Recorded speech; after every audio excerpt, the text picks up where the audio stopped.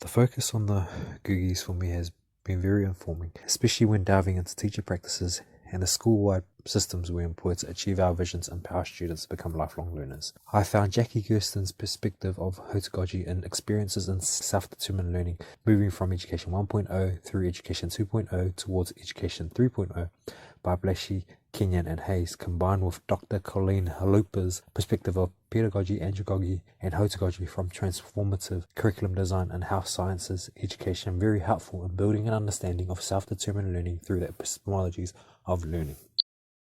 Through the latter, Halupa established that in order to instill critical thinking in students, problem-based assessment used in andragogy may be more appropriate in teaching and learning, and the techniques utilized should be based on the content area and student needs. This is because students are not mature enough and do not possess the ability or capacity to personalize learning processes for themselves. When designing learning contexts, the educational theories from pedagogy may be needed.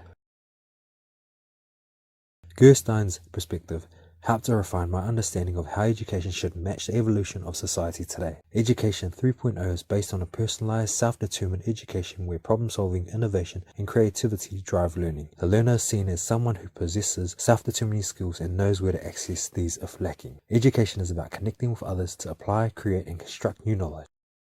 When using this understanding alongside John Andrews' pedagogy, andragogy, and Hotogogy continuum, it is clear that my school is very much teacher-led. We are using pedagogical theories where the motivation for learning is extrinsic and subject-centered with a prescribed curricula. The learner is hugely dependent on the teacher to design and implement a learning process for them. In accordance to Gerstein's view, we very much function in Education 1.0, where the majority of learners are still receiving, responding, and regurgitating information that is given to them by the teacher. From evidence such as student interactions, learning activities, class processes, and relationships, it is evident that our learners are still receptacles of knowledge. However, there are snippets of Hotogogy and self-determined learning across our learning settings that teachers are exploring. One of these examples across our school is our Kid Council. We have developed a Kid Council group of students that are involved in solving school-wide problems by developing student-led processes. The students understand their destination and that their learning is not linear but rather full of learning experiences that require and the development of a lending system for resources during break times. During the process, students were involved in double loop learning as outlined by Argyris and Sean,